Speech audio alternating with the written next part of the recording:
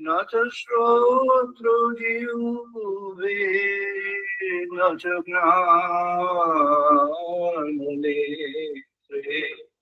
न च भूमिः न तेजो न वायुः चिदानन्दरूप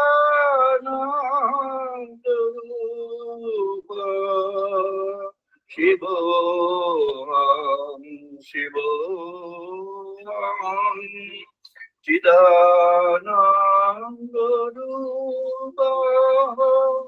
शिवोऽहं शिवोऽहं चिदानन्दरूप शिवोऽहं शिवोऽहं न च प्राणसंको न वै पञ्चवायु न वा सप्तधातु न वा पञ्चकोशा न वा पाणिपादौ न च वास्तवायु चिदानन्दरूप शिवोऽहं शिवोऽहं चिदानन्दरूप शिवोऽहं शिवोऽहं चिदानन्दरूप शिवोऽहं शिवोऽहं न मे द्वेषरागो न मे लोभो मोहो वादनैव मेनैव मत्सर्यवादो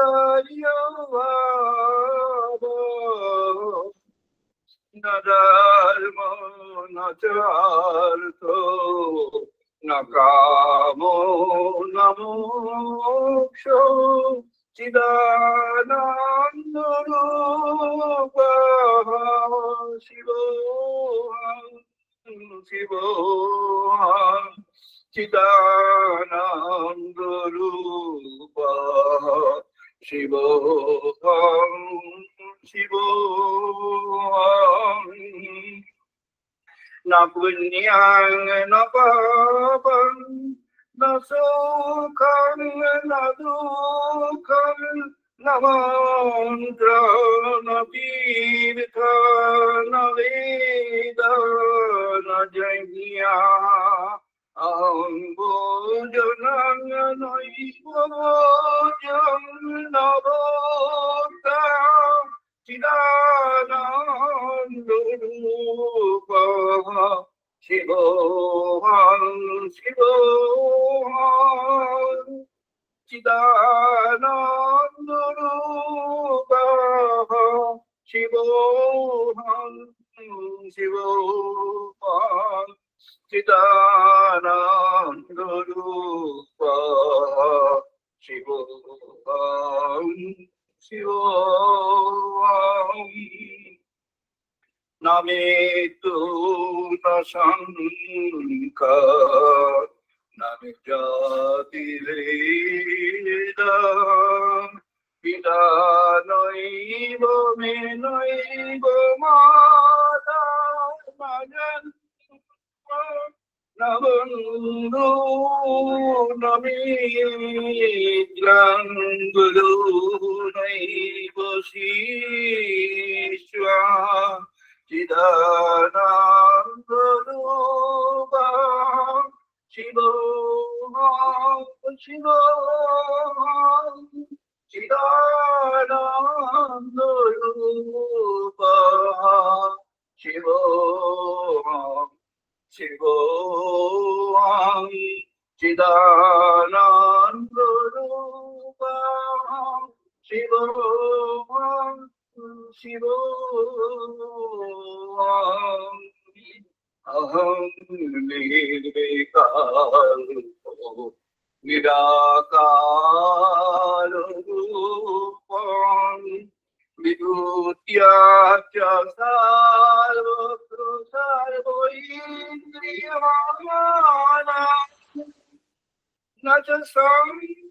Sankadam Naiva Mukti Nameya Chidananda Rupa Shivoham Shivoham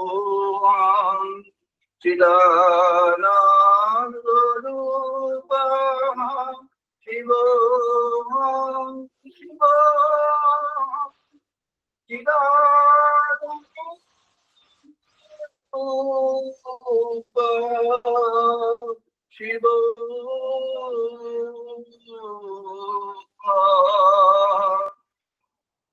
Shiva Shiva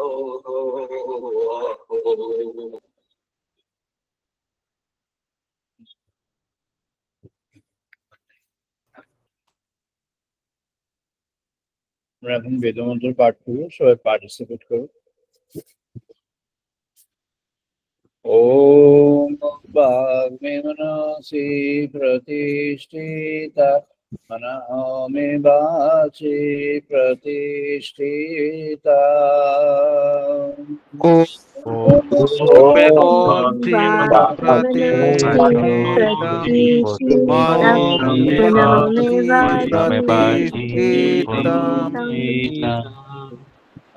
Ave ave medhi ave Vedasyama anistaha shrutam me ma prahasiha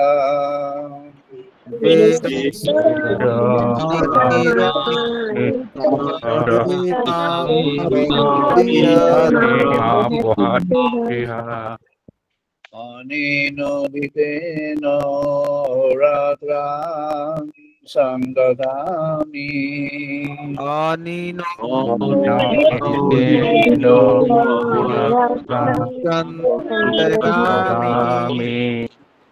Ritang vadishwami satyang vadishwami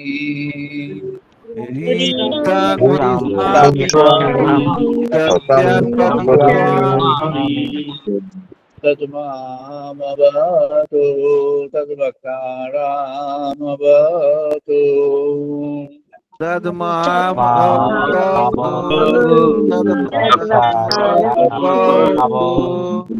Avatu mam avatu bakaram avatu bakaram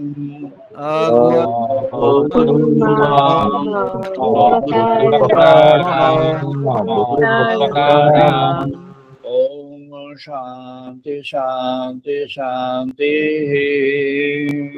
Om Shanti Shanti Shanti Om Apayantu Mamangani Bhakrana Chokshu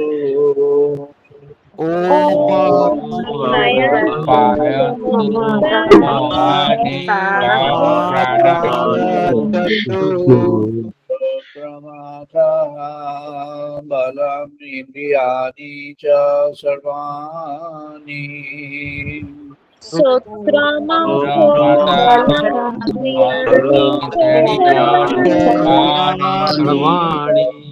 Brahma Upanishadam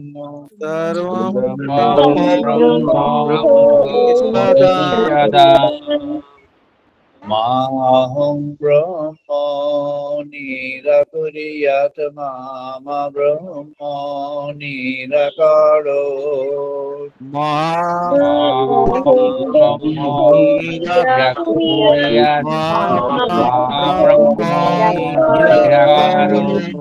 Nirakarnamastu Nirakarnami astu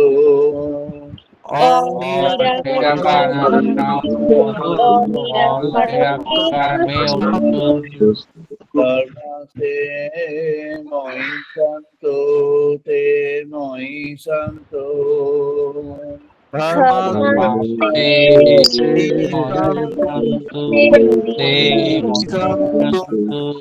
Om शांति शांति शांति ओम शांति शांति शांति शांति ओम पूर्णमदः पूर्णमिदं पूर्णात् पूर्णमुदच्यते Om Purnamada Purnamidam Purnamudachyate पूर्णमादाय पूर्णमेवावशिष्यते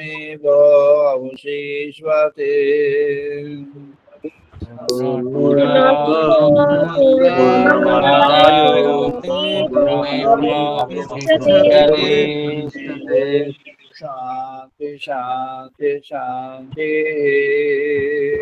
Om Shanti Shanti ओम सहनो भवतु सहनो भुनक्तु Om Sahonam Atu Sahanam सह वीर्यं करवावहै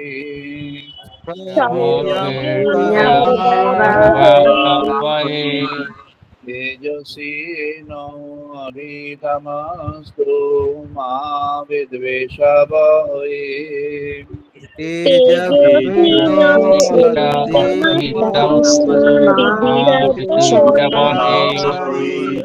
शांति शांति शांति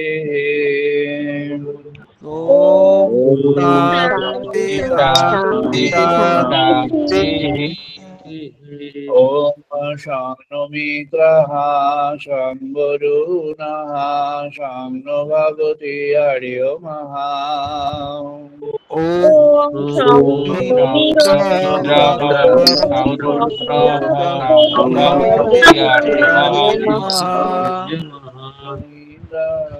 बृहस्पति शं नो विष्णु गुरुक्रमः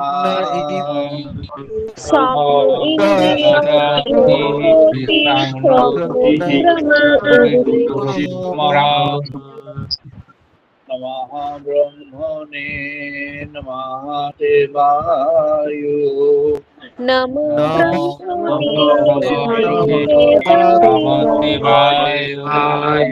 प्रत्यक्षं ब्रह्मसि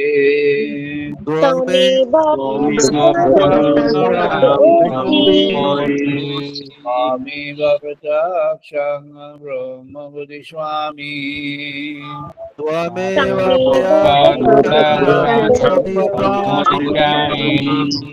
रीतं बुद्धिस्वामी सत्यं बुद्धिस्वामी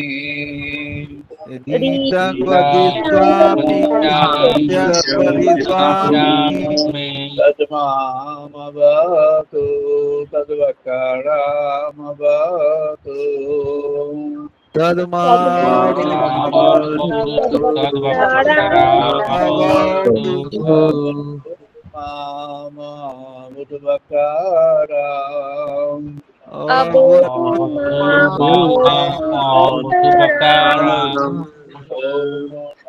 शांति शांति शांति Om Shanti Shanti ओम भद्रं कर्णैः शृणां देवा Om Bhadram भद्रं पश्येमाक्षय्ययोत्रः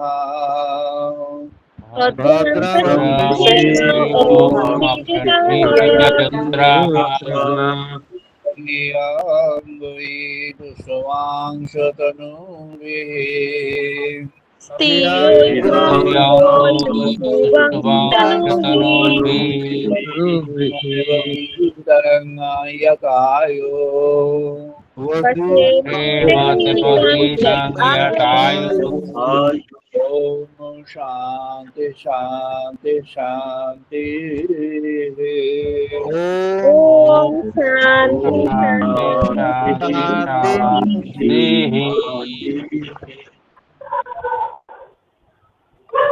আমরা আমাদের আলোচনায় প্রবেশ করছি। আজ আমাদের আলোচনার পর্ব ব্রহ্ম উপলব্ধি 994তম পর্ব 994। আজ আমাদের 2025 সালের অগাস্ট মাসের 31 তারিখ রবিবার। এটি ডিজিটাল মোডে 286তম 286 ডিজিটাল সানডে। আজের প্রসঙ্গ মাইন্ড পিউরিফিকেশন, মনের বিশুদ্ধি। মনের বিশুদ্ধি এটি একটি প্রাথমিক শর্ত। আমরা ধ্যানের উপরে আলোচনা করেছি, মনের বিভিন্ন স্তরের উপরে, মনের বিকল্পের উপরে নানা সময় আলোচনা এসেছে, আত্মজ্ঞানের উপরে আলোচনা হয়েছে, আত্মতত্ত্ব, আত্ম আবিষ্কার, সকল প্রসঙ্গের মধ্যে আমরা প্রবেশ করেছি। বেদের ঋষিগণ প্রসঙ্গগুলিকে শুধু তত্ত্বের আকারে রাখেননি, তারা সবসময় সেটিকে প্রয়োগে, প্র্যাকটিক্যাল অ্যাসপেক্ট অর্থাৎ প্র্যাকটিস ইন লাইফ তার মধ্যে নিয়ে এসেছেন। বেদের ঋষিগণের যেটি শিক্ষণ বৈশিষ্ট্য বা যেটি জীবন বৈশিষ্ট্য, সেটি হলো যে তত্ত্বে তারা বিশ্বাস করেন, যে বিশ্বাস তাদের মধ্যে ফুটে উঠেছে কোনোভাবে নানাভাবে, সেই বিশ্বাসকেই তারা জীবনে নিয়ে আসেন, অর্থাৎ বিশ্বাসকে অবলম্বন করেই জীবন ধারণ করে। আমাদের সমগ্র বেদশাস্ত্রে ঋষিগণ যে বিশ্বাসকে আঁকড়ে ধরে আছিলেন বা যে বিশ্বাসকে অবলম্বন করে এগিয়েছে, সেটি হলো ভগবানের প্রতি বিশ্বাস। ভগবানের প্রতি বিশ্বাসকে তারা নানাভাবে, নানা বিভাগে সেই বিশ্বাসকে তারা বরণ করেছেন, বিশ্বাসের ভিত্তি করে জীবন যাপন করেছেন। বেদের যে 4টি ধারা বা আরো বিশেষভাবে বলতে গেলে যে 5টি ধারা, তার মধ্যে যে বিশ্বাসকে অবলম্বন করে যেভাবে গড়ে উঠেছে তার বর্ণনা একাধিকবার হয়েছে, তবু সংক্ষেপে আজ বলা দরকার। আজ আমরা মনের বিশুদ্ধির উপরে প্রবেশ করছি। মনের বিশুদ্ধি একটি অত্যন্ত গুরুত্বপূর্ণ প্রসঙ্গ এবং এটি আমাদের ভগবত বিশ্বাস, ভগবানের প্রতি ভক্তি, ভালোবাসা, এগুলির আচরণের জন্য, এগুলির জীবনের প্রতিষ্ঠা এবং জীবনে আহ্বানের জন্য যেটি প্রাথমিক প্রয়োজন, সেটি হলো মনের বিশুদ্ধি। মনের বিশুদ্ধি কি বুঝতে হলে মনের মধ্যে যে মালিন্য সেটি কি, সেটিকে আমাদের একটু একটু জানতে হবে। মালিন্যের মধ্যে বেশি আমাদের প্রবেশ করবার প্রয়োজন নেই, কারণ মালিন্য অসীম অথবা অনন্ত। ভগবান যেমন অসীম অনন্ত, তেমনি মনের মালিন্যও অসীম অনন্ত। মনের মালিন্যটি এত বিরাট, এত ব্যাপক, এত ব্যাপ্ত এবং এত গভীর যে তাকে অনেক সময় যারা জগতের মধ্যে যারা জ্ঞান চর্চা করেন বা শিক্ষার মধ্যে আছেন, তাদের অনেকেই সেটি তার খোঁজ পান না, সেটিকে বুঝতে অসুবিধা হয়, বা অন্য অনেকেরও সেইটি অনুধাবন করতে, সেটিকে আইডেন্টিফাই করতে তাদের মধ্যে সত্যিকারের প্রবলেম হয়। They cannot understand and they cannot realize what is the darks in the mind, what are the impurities of the mind of a human person and how to remove that.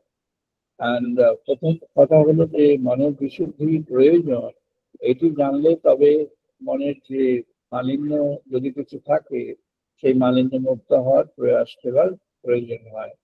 বিশুদ্ধির যদি প্রয়োজন না হয়, তাহলে মালিন্যের কোনো প্রশ্ন ওঠে না। বিশুদ্ধির প্রয়োজন এটি যেখানে অনুভূত হয়েছে, যিনি মনে করেন বিশুদ্ধির প্রয়োজন, এটি তার জন্য প্রয়োগ করা হয়েছে। আমাদের শাস্ত্রে ষড়রিপুর কথা আছে, আমাদের বেদশাস্ত্রেও ষড়রিপু আছে, এবং সেখান থেকে আমাদের যে সাধন পাঠ যতগুলি আছে, সর্বক্ষেত্রেই এই ষড়রিপুকে মনের মালিন্য হিসেবে আইডেন্টিফাই করা হয়েছে। এখান থেকে অবলম্বন করে প্রায় সমস্ত কালচার, ওয়ার্ল্ডে হিউম্যান সোসাইটিতে যত রকম কালচার আছে, সব কালচারের মধ্যেই এই impurities of the mind in different forms have been coined from this 6 different categories of the impurities of mind, as it has been stated in very clear terms and explained in different places in the Vedic literature and during the Vedic civilization. এর মধ্যে যা যা আছে সেটিকে নানাভাবে নানা কালচারের মধ্যে এসেছে। যেটি 7 deadly sins বলে যেটি আছে, সেটি এই ষড়রিপুরই সঠিকই নানা রকম বিস্তৃতি, একটি এলিমেন্টকে দুটি ভাগে ভাগ করা হয়েছে to have a fine tune understanding of that. যেমন গ্রিডকে দুটি ভাগে ভাগ করা হয়েছে, গ্রিড অ্যান্ড কোভেটাসনেস। গ্রিড অ্যান্ড কোভেটাসনেস দুটির মধ্যে সামান্য তফাৎ, মূল একটা একই। গ্রিড লোভটি রয়েছে, লোভটি সাধারণভাবে, আর যখন কোভেটাস বলা হচ্ছে তখন the greed for a very specific object or very specific thing or a very specific situation. এটি এটি একটা স্পেসিফিক, সেজন্য এটিকে ওরা আলাদাভাবে ধরেছেন। এছাড়া বাকি সবগুলো একই সেম। আমাদের যেটি বলা হয়েছে, যেটি মনের মধ্যে যেগুলি বিরাজ করে, সেই বিরাজমান সেগুলিকে কিভাবে মুক্ত করবো, পতঞ্জলি মহারাজ তার জন্য একটি 8টি ধাপের অষ্টাঙ্গ সাধন যাকে বলা হয় সাধারণভাবে, 8টি ধাপে সেগুলিকে বিহিত করবার জন্য প্রস্তাব দিয়েছে। 8টি ধাপে ইয়াম, নিয়ম, আসন, প্রাণায়াম, প্রত্যাহার, এই 5টি হলো তার রেস্ট্রিক্টিভ, অর্থাৎ সেগুলি ওই মালিন্য মুক্তির যে উপায়, সেই উপায়গুলি। আর তারপরে এটা মুক্ত হলে তখন ধারণা, ধ্যান, সমাধি, ধারণা তৈরি হবে। ভগবান সম্পর্কে ধারণা তখন সত্যি করে হবে। এর আগে যা যা ধারণা আছে সেই ধারণাগুলি সব ক্ষণিক, সাময়িক এবং খানিকটা মনোকল্পিত। তাই জন্য সেগুলোর ভিত্তি খুব নড়বড়ে, সেগুলি বেশিক্ষণ থাকে না, সেগুলি উড়ে যায়, নড়বড়ে থাকে, ভেসে যায়। আর যখন এগুলি থেকে মুক্ত হওয়া যাবে, যখন মনটি স্থির হবে, দৃঢ় হবে, অচঞ্চল হয়ে উঠবে, সেই ক্ষণ থেকেই শুরু হয় যাত্রা। সেই ক্ষণে পৌঁছতে হয়। আমরা শুরু করবো একটি ঋগ্বেদের একটি ভাষ্য থেকে, যেখানে ঋগ্বেদের ঋষি বলছেন, ইতি চিদ্বি ত্বাহা ধনা জয়ন্তং মদে মদে অনুমদন্তি বিপ্রাহা অজিয় ধৃষ্ণ স্থির মহা কনিষ্বাহা মা ত্বাহা দভন ইয়াতু মনা রেকা। এটি ভাবদীপ্তিতে ভাস্বর হওয়া। ভাবদীপ্তি অর্থাৎ জীবনের মধ্যে যে ভাবনা আসবে, সেই ভাবনাকে ফুটে ওঠা, ভাস্বর হয়। ভাবনাকে জীবনের মধ্যে এগিয়ে যাওয়ার বীজমন্ত্র হিসাবে গ্রহণ করে। এখন প্রশ্ন হলো, ভাবনাটি কি হবে, তার উপর নির্ভর করে এই যাত্রা হবে। পতঞ্জলি মহারাজ সেখান থেকে সূচনা করলেন। তিনি বললেন যে এই যে যেমন ভাবনা হবে, যথা অভিমত ধ্যানাত বা, এটি ধ্যানের প্রকরণ বলতে গিয়ে বললেন, ধ্যানটা কিভাবে হবে, কিসে ধ্যান করবে। বললেন যথা অভিমত অভিলাষ ধ্যানাত বা, ধ্যান করবে সেটির উপরে ভিত্তি করে, সেটিকে ধ্যান করবে যেটির প্রতি তোমার আকর্ষণ আছে। তাহলে ধ্যান যে কোনো বিষয়ের উপরে হতে পারে।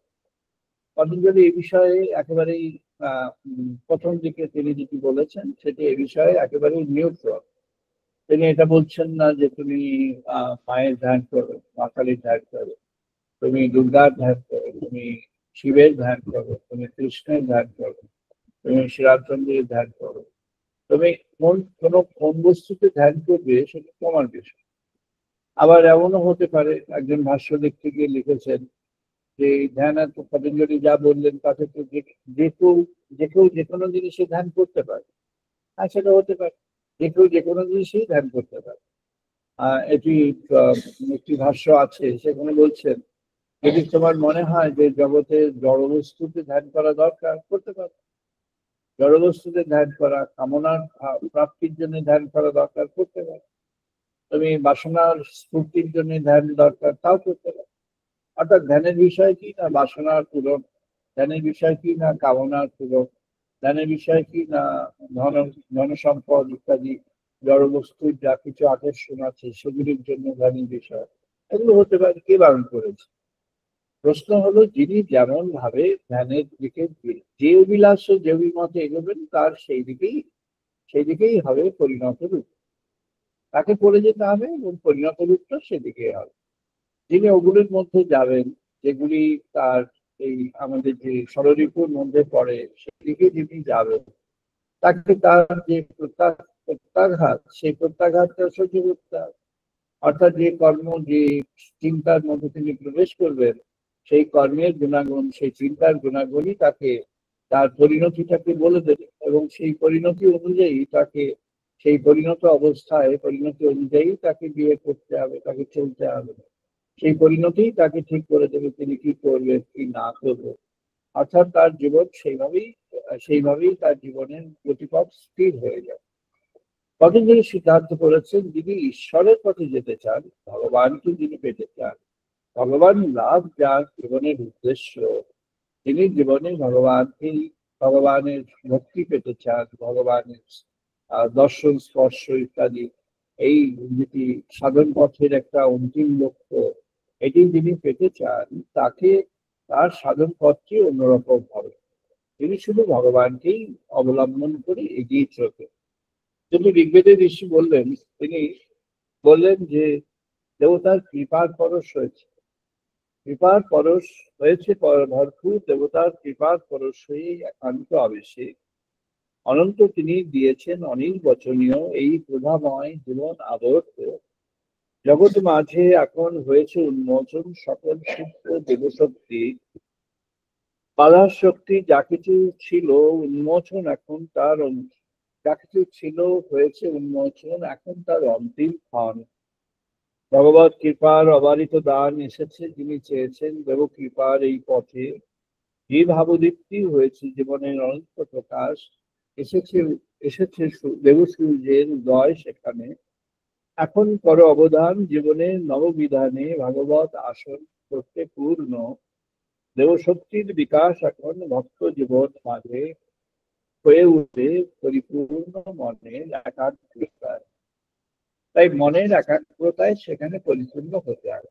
ঋষি বললেন তুমি সেখানে, বলছেন ঔজি ও কৃষ্ণ স্থির ও মাত অনুস্বাদ, তুমি একেবারেই স্থির হয়ে, তুমি একেবারেই পরিপূর্ণ হয়ে, একমুখী হয়ে, একাগ্র হয়ে তুমি তাকে বরণ করতে চাও, তাহলে তুমি বরণ করতে পারবে। তাই কেমন ভাবে হবে? পতঞ্জলি মহারাজ সেটিকে বাস্তব রূপের জন্য একটা প্র্যাকটিক্যাল অ্যাডভাইস দিলেন। ধ্যানের সময় কি চিন্তা করবে সে? তার মনের মধ্যে যা কিছু আছে, নানা রকম বিকল্প আছে। বিকল্প অর্থাৎ মনের মধ্যে তিনি ভগবানকে চাইছেন বলে ভাবলেন, তিনি সত্যি করেই ভগবানকে চাইছেন কিনা সেটা বুঝতে অনেক সময় লাগবে। অর্থাৎ তার মনের মধ্যে কি বস্তু আছে তাকে খুঁজে পেতে হবে। খুঁজে পাওয়ার পরেই তিনি জানতে পারবেন সত্যি করে তার চাওয়াটা হলো কিনা, ভগবানকে চাওয়াটা হলো কিনা সেটা বুঝতে হবে তার পরিণত রূপ দিয়ে। অর্থাৎ চাওয়ার মধ্যে কিছু সাটল জিনিস থাকতে পারে, কিছু জিনিস থাকতে পারে যেগুলিকে সামনে দেখা যাচ্ছে না, যেগুলি চাপা পড়ে আছে, কোনো একটা চ্যাপ্টার আগে হয়ে আছে, সেই চ্যাপ্টার গুলি, সেই অংশগুলি, সেগুলি অন্তরে আছে, অভ্যন্তরে রয়েছে। যত সময় পর্যন্ত সেগুলো ফুটে না উঠে বেরিয়ে না যাচ্ছে, তত সময় পর্যন্ত ভগবানের চিত্ত স্থির হবে না, হবে সাময়িকভাবেই হতে পারে। তাই পতঞ্জলি মহারাজ বললেন পরমাণু তত্ত্ব। পরমাণু তত্ত্ব কি বললেন? পরমাণু পরম মহত্বাতঃ অন্তর্হিয়স্য বশীকারঃ। মন তোমার বসে আসবে কখন? মন তোমার নিজের নিয়ন্ত্রণে আসবে কখন? যখন তুমি দেখবে মন একটি অতি ক্ষুদ্র অবস্থায়, ক্ষুদ্র সময়ে, ক্ষুদ্র চেতন ক্ষণে ভগবানকে ভাবতে পারছে, আবার একটি বৃহৎ পরিবেশে, বৃহৎ অবস্থায়, বৃহৎ ক্ষেত্রে, জীবনের বৃহৎ প্রবাহ ক্ষেত্রে মন ভগবানকে বরণ করতে পারছে। এই অতি ক্ষুদ্র এবং অতি বৃহৎ এই উভয় ক্ষেত্রেই যদি মন ভগবানকে বরণ করতে সামর্থ্য রাখে বা সামর্থ্য করে তুলতে পারে, তাহলে সেই মনের তখন একটি পরিণত রূপ। পরিণত রূপটি কি না, সেই মনের মধ্যে তখন সেই যে স্থৈর্য, মনের মধ্যে যে স্থির হয়ে থাকা স্থিরতা, মনের মধ্যে সেই যে দৃঢ় হয়ে যাওয়া দৃঢ়তা, মনের মধ্যে সেই যে বিশ্বাসের শিকড় হওয়া, বিশ্বাসের অবলম্বন, দৃঢ় বিশ্বাসের খান, আর এসব যখন হয়ে উঠবে তখন ক্রমে ক্রমে মনের মধ্যে ভগবানের প্রতি আকর্ষণ হবে। ভগবানের প্রতি আকর্ষণ হলে তখন ক্রমে তার প্রতি কিছু কিছু করে ভগবানের জন্য ভালোবাসা প্রস্তুত হয়ে উঠবে। আর তারপরে পরিণতি কি হবে না, পরিণতিতে ভক্তি লাভ হবে। ভক্তি লাভ হলে কি হবে না, ভক্তি হচ্ছে একটি ক্ষেত্র, একটি পাত্র, যে পাত্রে ভগবানের আসন স্থির হয়। ভক্তি হলো হৃদয় পাত্র, তাকে বলা হয়েছে হৃদস্থিত পাত্র। হৃদস্থিত হৃদয়ের মধ্যে অবস্থিত একটি পাত্র। এই পাত্র, হৃদস্থিত পাত্র, সেটি কি না, সেটির মধ্যে সেটি একটি ভক্তি। ভক্তি কি না, তার কোনো আকার নেই, অবলম্বন নেই, তার কোনো কিছু নেই, কিন্তু যে পাত্রে রাখা হবে সেই পাত্র। কিন্তু আবার এ নিজেই একটি পাত্র। কেমন পাত্র না, ইনভিজিবল, অদর্শনীয়, দেখা যায় না, এটি কোনোভাবেই ছোঁয়া যায় না। অর্থাৎ এর কি আছে, এটি কোনো বস্তু না ব্যক্তি, কিছু কিছু বলা যাবে না, বোঝা যাবে না। এটি কি, এটি কি সেটা জানতে হলে এটি যদি কোনো কোনো জীবনের মধ্যে এটি যদি ফুটে ওঠে, তখন বোঝা যাবে যে এটি কি। এটি কি বুঝতে হলে কোনো জীবনের মধ্যে দেখতে হবে। অর্থাৎ তাকে বলা হয় পাত্রস্থিত ভক্তি। পাত্রস্থিত ভক্তি কি না, যে ভক্তিটি কোনো পাত্রে এসেছে।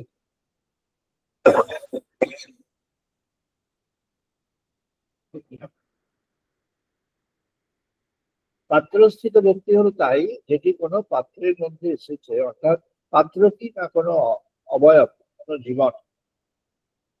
এই জীবনে যখন ভক্তি ফুটে উঠেছে কোনো জীবনে, তখন বোঝা যাবে সেই জীবনের রূপটি কেমন। তাকে কি জীবন বলা হয় না, ভক্তের জীবন। ভক্তি যখন কোনো একটা জীবনে আসলো, তখন সেটা হলো ভক্ত জীবন। ভক্ত জীবনে ভক্তি ফুটে উঠবে। ভক্ত জীবন দেখে বোঝা যাবে ভক্তি,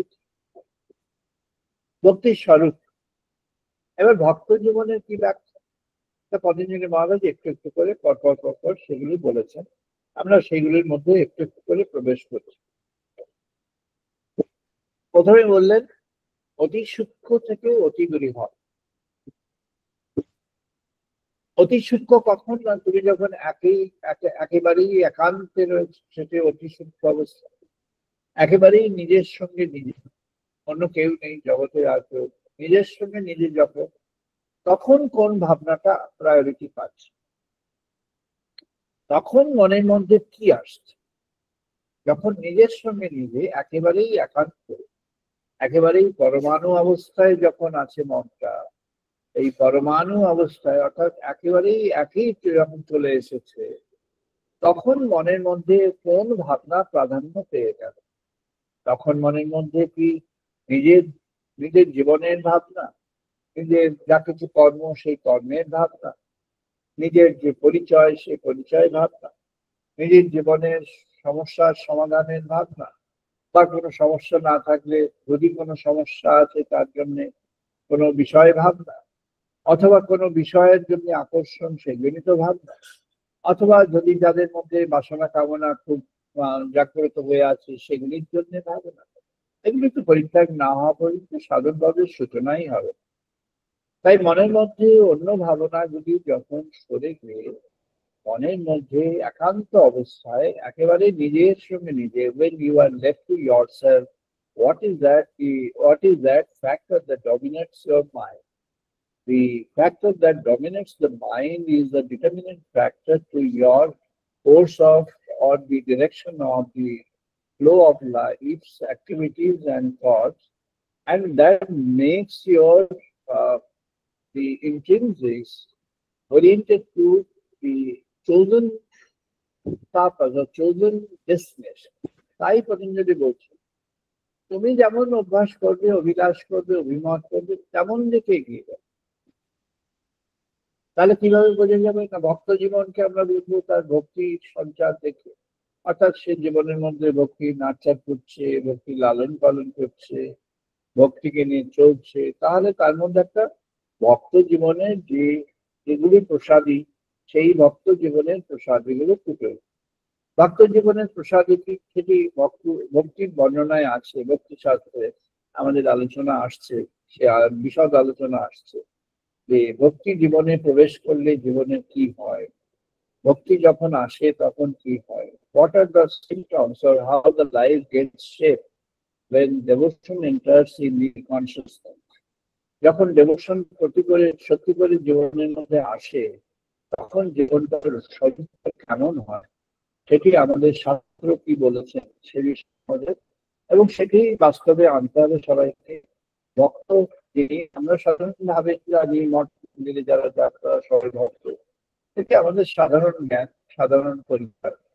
সেটি ঠিক আছে, কাউকে কিছু বলা হচ্ছে, সবাই ভক্ত সেদিকে দেখতে, কিন্তু সত্যিকারের ভক্ত হয়ে উঠতে হলে তার কি কি ঠিক তার গুণাগুণ সেগুলো আমাদের জানতে হবে। যিনি সত্যি করেই ভগবানের পথে যেতে চান তার পক্ষে জরুরি। জরুরি কেন না, সেটা হয়ে উঠতে হবে, প্র্যাকটিক্যাল, তার জীবনের জন্য এটা প্র্যাকটিক্যাল। তাই এই প্র্যাকটিক্যাল বিষয় তাকে ফেস করতে হলে তাকে কিন্তু জানতে হবে যে সেই অবস্থাটি কি, সেই বস্তুটি কি, ক্ষেত্রটা কি, সেই ঘন্টা কি, সেই সময়টি কি, তাকে শুধু জানতে হবে।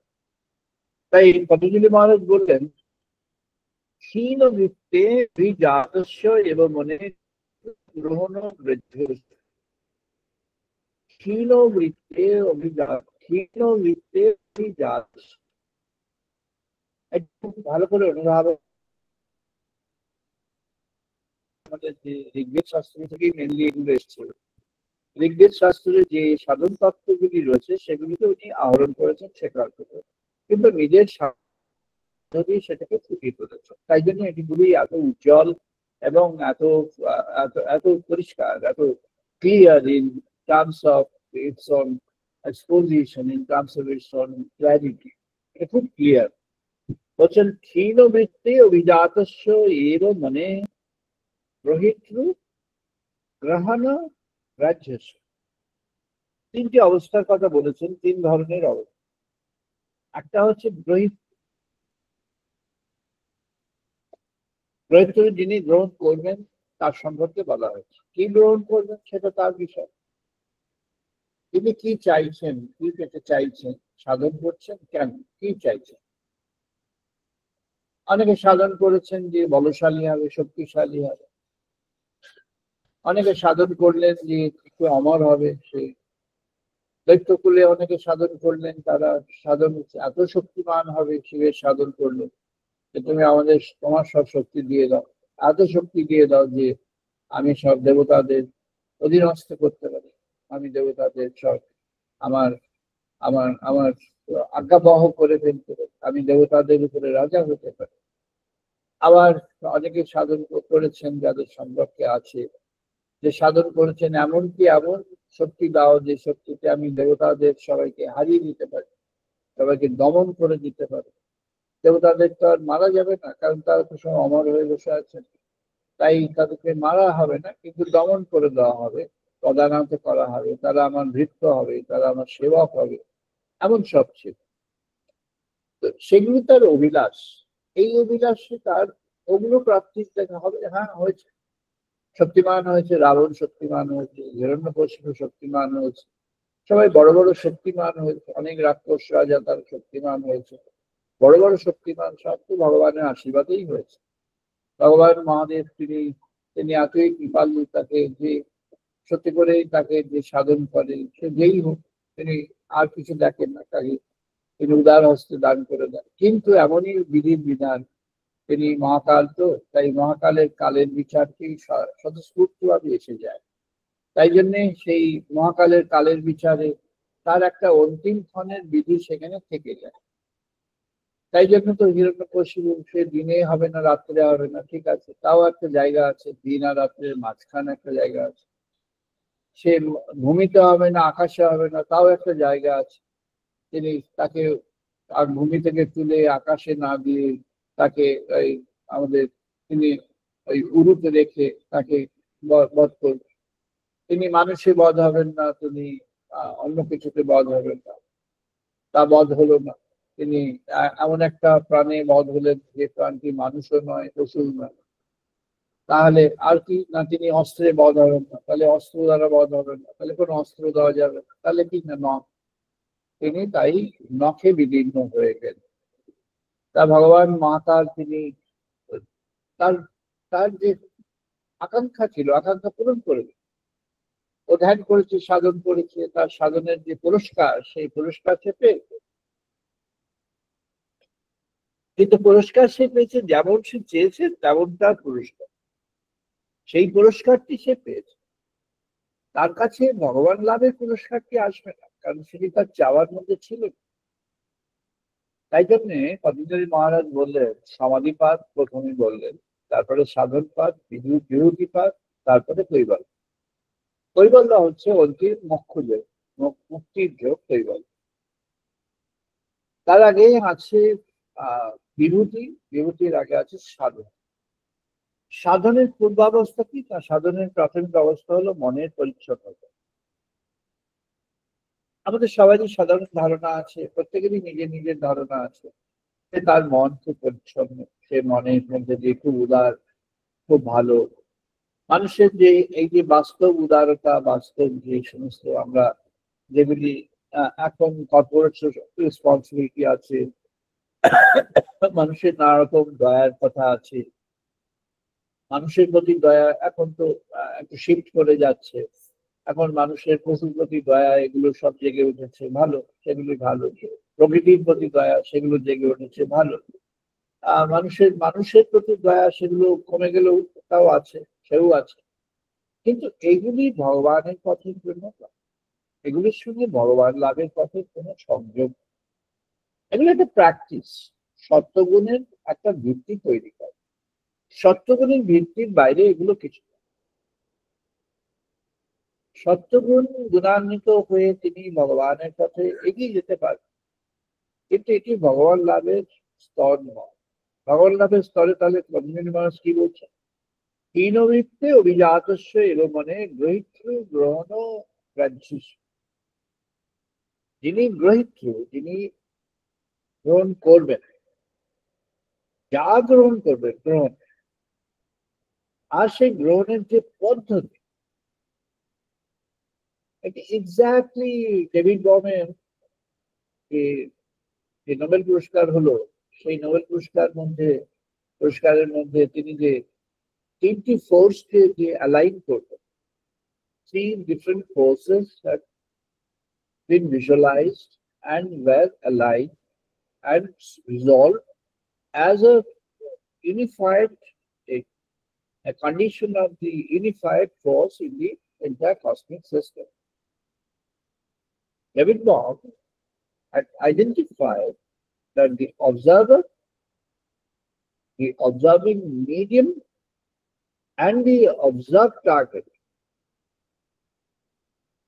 the conditions of this three should be same in terms of their energy content at the superficial level, their power to exchange the and forward or exchange the energy content or the particles, and to have the power to receive the reciprocity of the movement of particles and the forces or the waves of energy.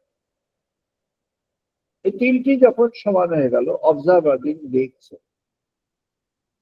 আর তিন নম্বর কি, যেটি দেখছে, কেউ চাঁদ দেখছে, দেখছে চাঁদকে দেখছে, দেখছে চাঁদকে দেখছে, কিভাবে দেখছে? মিডিয়াম, সে তার দৃষ্টি দিয়ে দেখছে, মাল্টিপ্লাইড দৃষ্টি, সে অনেক মেশিন দিয়ে দেখছে, সে যে লেন্স দিয়ে দেখছে, এখন যেমন যে মাল্টিপ্লায়ার লেন্স হয়ে গেল, যেটা লেজার মেজারকে ডিফাইন করে তার বাইরে গিয়ে যে লেন্স নাসা এখন ইউজ করছে, that's the lens which can overcome the impact of the cosmic layers. যে লেয়ার গুলো আছে তার যে ম্যাগনেটিক ইম্প্যাক্ট, ইলেকট্রোম্যাগনেটিক ইম্প্যাক্ট, সেই ইম্প্যাক্ট অতিক্রম করে দেখতে পাবে। তাহলে এটা beam of light, the beam of light which is not this kind of light, it's a different light. সেই beam of light কি চলে যাচ্ছে, beam of light দিয়ে সে দেখছে। একজন রিসার্চার অতি সম্প্রতি তিনি লিখেছেন ইউএসএ, তিনি বলছেন, he's a researcher in physical science, তিনি বলছেন, when we look at the words of a book, we emit the photons on the book, and the words also reciprocate with the photons back to our eyes, our power of vision, and therefore the vision comes to us and then it's stored in the mind, and brain calculates that and presents that in a structured manner. All these are happening in a very, very small fragment of the second. And immediately we understand what's that. Provided we have got the understanding of the medium, for example, language or something. যে স্ট্রাকচারে থাকবে language, যে language থাকবে সেটা যদি আপনার জানা থাকে তাহলে বুঝবেন, জানা না থাকলে দেখবেন কিন্তু বুঝবেন। তো এই তিনটে যখন অ্যালাইনমেন্ট হয়ে গেল, observer, observing medium and the observe, এই তিনটে যখন অ্যালাইনমেন্ট হয়ে গেল, পতঞ্জলি বলছেন গ্রহিতা, গ্রহণ আর গ্রাহ্যেশন, এই তিনটে যখন অ্যালাইন হলো, তিনটে যখন একই স্তর অফ কনসিয়াসনেস, চেতনার একটা স্তরে আসবে, কিভাবে? তাহলে যিনি গ্রহিতা, যিনি গ্রহিষ্ণু, যিনি গ্রহণ করতে চাইছেন, তাকে কি হতে হবে? তাই জন্য বললেন যে তোমার সাধনার শুরুতেই তোমার সমাধির জ্ঞান থাকা দরকার। সমাধির জ্ঞান, সেই সমাধির জ্ঞান কি না? ঋতম্ভরা জ্ঞান, ঋতম্ভরা প্রজ্ঞা। আমরা ঋতম্ভরা প্রজ্ঞাই আজকে ব্যাখ্যা করব। সেই সমাধির জ্ঞানটি হলো ঋতম্ভরা প্রজ্ঞা। সেটি যখন ফুটে উঠবে তখন তুমি জানতে পারবে যে ওই যেটিকে তুমি জানতে চাইছো তার মধ্যে কি বস্তু আছে। তাহলে যিনি ভগবানকে জীবনের জন্য বেছে নিয়েছেন, সত্যের কথা যেটি বলা হয় যারা ভগবানকে চান, তো যিনি ভগবানকে নেওয়ার জন্য বেছে নিয়েছেন, একজন খুবই বিশিষ্ট ব্যক্তি, আজ সকালে তিনি অতি বিশিষ্ট ব্যক্তি, সমাজে অত্যন্ত পরিচিত এবং উইথ সাম অথরিটি, তিনি বললেন যে আপনি কেন এই ভগবানকে চাওয়ার ব্যাপারটা রেস্ট্রিক্ট করছেন সত্যের পথের উপর। তো my answer to that was to put it to the specific person who has got a need. Then I explained that if you are offering some product or service to the society or in the market, then whom do you offer? You offer a product which the users have to be identified. কেউ যদি একটি product মার্কেটে, একটি company যদি product তৈরি করে, যে প্রোডাক্টটি হয়তো skin care for ladies, skin care for ladies, এত আই কেয়ারের জন্য কেউ কিনবে, স্কিন কেয়ারের জন্য কিনবে, নন লেডিস কেউ কিনবে না, লেডিসরা কিনবে। So it's a specific domain. Food item যিনি, যার ফুডের রিকোয়ারমেন্ট আছে তিনি কিনবেন, যার ফুডের রিকোয়ারমেন্ট নেই সে ফুড আইটেম কেন কিনবে? যে গাড়ি কিনতে এসছে সে কেন ফুড আইটেমের দিকে যাবে? তার যখন রিকোয়ারমেন্ট হবে তখন সেদিকে যাবে। So when you have identified the specific domain of things in the society or in the market, put it across to them. That's the policy, corporate policy. That's the policy of the modern world. So we have followed the policy of the modern world. But in our own modern world policy also to be specific, focus in your own offers to the market. We are not trading, so it's not a market for us. It's a society for us. আমাদের জন্য এটা একটি সমাজ, সমাজের কাছে আমরা, তাহলে সমাজের কাছে we are mentioning that if you are into this, then it is for you, otherwise it's not for you. Why do you waste your time, and why do you allow us to waste our time? So ekhane specifics, then he understood that yes, there is a very strong argument, and that's very correct. So point is, when the person understands the need, then the person would develop a kind of positioning across that product or across that thing. ভগবান লাভ একটি বিষয়, এই বস্তুটির অর্থ কি এটি সাধারণভাবে ব্যাখ্যা করে বলা যায়। শ্রীরামকৃষ্ণদেব বললেন এটা হয়নি, ব্রহ্ম কি এটা হয়নি, তাকে মুখে বলা যায় না, ভাষায় বলা যায়, কথাটি সত্যি কথা। তাহলে কিভাবে সেটি বোঝা যাবে? সেটি অনুভবে বুঝতে হবে। তাকে কি বলা হয়েছে না রিয়ালাইজেশন, উপলব্ধি। উপলব্ধি কি? পতঞ্জলি মহারাজ বললেন তুমি ক্ষীণবৃত্তে অভিজাত। ক্ষীণবৃত্ত কি না, তুমি এখানে তোমার মধ্যে যে ফোকাস, তোমার মধ্যে যে ফোকাস হলো, সেই ফোকাস কি? ক্ষীণ একটা বিষয়ের উপরে তুমি তোমার চিত্তটাকে নিবদ্ধ করো। তুমি তোমার চিত্তকে একটা বিষয়ের উপর নিবদ্ধ, 10টা দিকে ছড়িয়ে যাবে, তাহলে কি হবে? ততস্তু তৎ অঞ্জানত্ব সমাপতি। এটিকে বলা হয় সম্প্রজ্ঞাত সমাধি।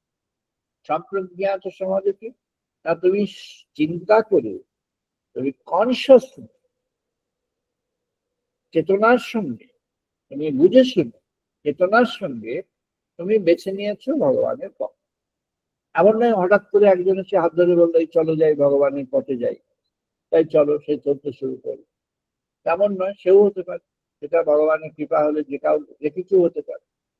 তুমি নিজে বেছে নিয়েছো ভগবানের পথ, অথবা কোনো কারণে ভগবানের সান্নিধ্যে এসেছো বা ভগবত কোনো বস্তু ব্যক্তির সান্নিধ্যে এসেছো, তোমার মধ্যে একটা মনে হলো যে না এটা খারাপ নয় ঠিক আছে, তখন এই মনে হয় যে খারাপ নয় ঠিক আছে, সেখান থেকে আস্তে আস্তে হয়তো একটু সেখানে বিশ্বাস হয়ে গেল কোনো কারণে আচমকা, বা হয়তো একটু বিশ্বাস থেকে ক্রমে ক্রমে একটু ভক্তি তৈরি হয়ে গেল, ভালোবাসা তৈরি হয়ে গেল, তখন একটা আকর্ষণ তৈরি হয়ে গেল। ঠাকুর বললেন আফিনের মৌতার, যে যারা আসে তারা আবার আসে, চলে আসে না ওই আসে। কেন আসে না, না আসলে হয় না। বিবেকানন্দকে জিজ্ঞেস করে, বিবেকানন্দ নয় তখন নরেন্দ্রনাথ, নরেন্দ্র জিজ্ঞেস করলেন কেন আসিস, বলতে ভালোবাসি তাই আসে। তা তার অর্থ কোনো অন্য আনসার নেই, তাই ওই আসে। তাহলে আসার জন্য একটা আকর্ষণ সেখানে তৈরি হয়েছে। সেটি একটি ক্ষেত্র যেটি আইডেন্টিফাই পরবর্তীকালে, তখন তো আইডেন্টিফাই হয়, তখন রামকৃষ্ণের নামে এটি ছিল একজন ভালো সাধু, সেখানে ওখানে আছে, তো সবসময় ভগবানের কথা বলে, মায়ের কথা বলে, এইসব কথা। এইটুকু, এইটুকু তার পরিচয়।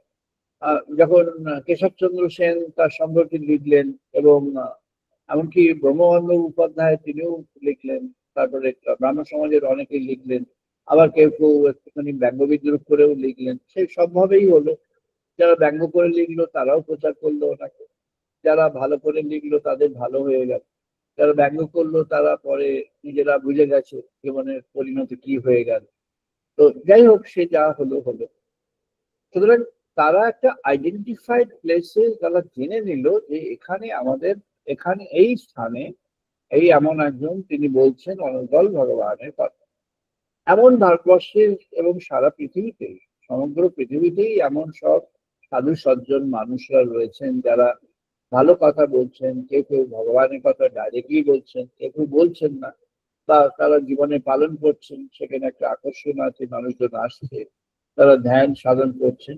কিন্তু যখন ধ্যানের পথে যেতে হবে তখন যদি আমরা জেনে নিই যে তার পর্বগুলি কি সত্যি সত্যি, তাহলে যার মধ্যে সত্যি সেই আকর্ষণটা আছে তিনি এগিয়ে যেতে পারবেন, আদারওয়াইজ পারবেন না। That is the purpose of today's talk. মনের তাহলে কেমন হবে না, মনের কি প্রস্তুতি করতে হবে, মনের মালিন্য গুলোকে বেশি করে খুঁজে খুঁজে খুঁজে খুঁজে বার করবার কোনো প্রয়োজন নেই। অনেক সাধন তত্ত্ব অনেকে দিয়েছেন যে এটা যুদ্ধ করো, সাধন একটি সমর, একটু যুদ্ধ করো, যুদ্ধের তিনটি অবস্থা, চারটি অবস্থা আছে, এরকম তিনটি অবস্থা একজন বললেন, চারটি অবস্থা একজন বললেন, তিনটি অবস্থা চারটি অবস্থা করে যুদ্ধ করে করে লাস্টে এসে তোমাকে একটা বিরাট যুদ্ধ করতে হবে। যুদ্ধ টুদ্ধ কিছু নেই এখানে, যুদ্ধ আছে যেটা নিজের মনের মধ্যে আছে, বাইরে কোনো যুদ্ধ নেই। নিজের ভগবানের পথে এগিয়ে যাওয়ার জন্য কোনো যুদ্ধ কিছু নেই, কেউ আটকাতে পারে না। যদি কেউ নিজে মনে করেন যে তিনি ভগবানের পথে এগিয়ে যাবেন, জগতের কোনো শক্তি নেই যে শক্তি তাকে রুখে দেবে। তার মধ্যে বিভ্রান্তি আসতে পারে, তার মধ্যে ভাবনা আসতে পারে, তাহলে আমার তো সবটাই চলে গেল, এমন ভাবনাও আসতে পারে, এমন হতেও পারে। কিন্তু সেগুলো কিছু হবে না, তিনি সত্যি করেই সেই ভগবানের পথে আছেন। তার সেটি বলা আছে ভগবত গীতায়, ভগবান শ্রীকৃষ্ণ বলছেন যোগক্ষেম বহামি আহম, যোগক্ষেম বহামি আহম। তার যে যোগপথ এবং তার যে জীবন পথ, এই দুটো পথকেই আমি সেখানে I provide my my my support to that. তাহলে সেখানে আছে কখন না সত্যি সত্যি থেকে, যেখানে একটু ভ্রান্তি আছে, মিক্সচার আছে, মিক্সচারে সেটা নানা রকম প্রবলেম আছে, কিছু ভগবান, কিছু এটা ওটা, কিছু আকর্ষণ, কিছু এটা, কখনো কখনো afternoon talks, God is a afternoon talks, God is a coffee house talk, এরকম নয়। God is not a coffee house or afternoon talk. God is a talk of life. God is a talk of your heart. God is a talk of your consciousness. God is a talk of your intrinsic. God is never an extrinsic garment which you can wear and then live out at a different time. ভগবান একটা জামা নয় যে জামা তুমি পরে ফেললে এখন ভালো করে একটা বেশ সুন্দর দেখতে, বেশ একটা মটিভেশন হলো, ইত্যাদি হলো। জামা পরলে পরে আবার জামাটা খুলে অন্য কিছু হলো, এমন নয়। ভগবান, god is not that. God is your heart, God is your intrinsic. তোমার জীবনের সবচেয়ে গভীর যেটি অংশ, সেখানেই ভগবান। যেখানে কারোরই সাধ্য নেই প্রবেশ করার, সেখানেই ভগবান। যেখানেই তোমার নিজেরও গতি খুবই ক্ষীণ, সেখানেই ভগবান। ভগবানকে তাই খুঁজে নিতে হয় অন্তর থেকে। তাই পতঞ্জলি বলেন ক্ষীণ বৃত্তি। ক্ষীণ বৃত্তি কি না, যখন তুমি তোমার কাছে একাই আছো, when nothing is there with you, তোমার বাইরে নেই ভেতরে নেই। বাইরে নেই ভেতরে নেই কি, তখন বললেন ততস্থ তৎ অঞ্জনতা সমাপত্তি। সমাপত্তি সাধন কি হলো না, মন পরিষ্কার হলো। মন কি করে পরিষ্কার হলো না, মন কি করে পরিষ্কার হবে না, যার চিত্ত এক হয়ে গেল, একমুখী হয়ে গেল। অভিজাতস্য এব মনেঃ গৃহীতৃ গ্রহণ গ্রাহ্যসু ততস্থ তৎ অঞ্জনতা সমাপত্তি। এই তিনটি অবস্থাকে এক ধরা হয়েছে, অর্থাৎ সে ভগবানকেই ভাবছে। ডেভিড বক বললেন তোমার অবজেক্ট যেটি, তোমার টার্গেট যেটি, when the object of observation, when the object of observation is raised to that level of energy content and energy flow, then only you have the equality, then only you have the reversibility, then only you have the linearity. Otherwise কি হলো না, তোমার মধ্যে নানা রকম West form হয়ে গেল, নানা রকম কার্ভেচার ফর্ম হয়ে গেল। It becomes very difficult to get out of it. তখন তার থেকে বেরিয়ে আসা সত্যি কঠিন হয়ে যায়। তাই জীবনের সহজ সম্পর্ক পতঞ্জলি বলে দিলেন যে তুমি নিজে তুমি গ্রহণ করবে কি না, ভগবানের প্রসাদ, ভগবত প্রসাদ গ্রহণ করে, ভগবানকে গ্রহণ করে। কি চিত্ত, সেটি হলো চিত্ত প্রসাদ। চিত্ত প্রসাদ কি না, ভগবানের কৃপার প্রসাদ। কৃপা কি না, ভগবান তোমার বাড়িঘর করে দেবেন, তা কৃপা নয়। সেগুলো আছে, সেগুলো কিছু ব্যাপারই না, সেগুলো আছে। কিন্তু ভগবান তোমাকে কি করে দেবে, তোমার মন থেকে ধুয়ে দেবে।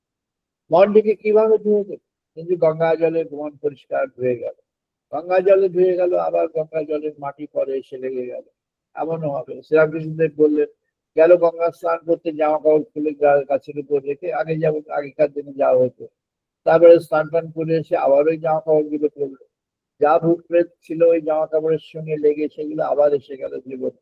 অর্থাৎ যেই মালিন্য ছিল সেই মালিন্য আবার ফিরে আসে। কিছুক্ষণের জন্য গিয়ে মন্দিরে ঘন্টা ঘন্টা বাজিয়ে আসা হলো, বা সেখানে অবস্থান যারা করছেন তাদেরও নানা রকম ঘন্টা বাজিয়ে নানা কিছু হচ্ছে টচ্ছে, তারা যে যা করছেন ভালো, সবাই প্রণম্য। কিন্তু ভগবানকে পেতে হলে সেই পথটি অন্য। সেই পথটি কি, সেই পথটি হলো অন্তরেই ভগবানকে বরণ করে থাকা, বাইরে তার কোনো প্রকাশের প্রয়োজন। অন্তরেই ভগবানকে বরণ করে থাকা কেমন না, ক্ষীণ বৃত্তে। ক্ষীণ বৃত্তে কি না, একমাত্র করে। একমাত্র কি না বললেন, তুমি এবার আস্তে আস্তে অন্য বৃত্তি থেকে সরে আসবে, মনের আকর্ষণ অন্য জিনিস থেকে সরে আসবে। কিভাবে হবে, তাই পতঞ্জলি বললেন যে এই যেমন এই চারটি ধাপে বললেন, চারটি ধাপের মধ্যে একটি সম্প্রজ্ঞাত বললাম।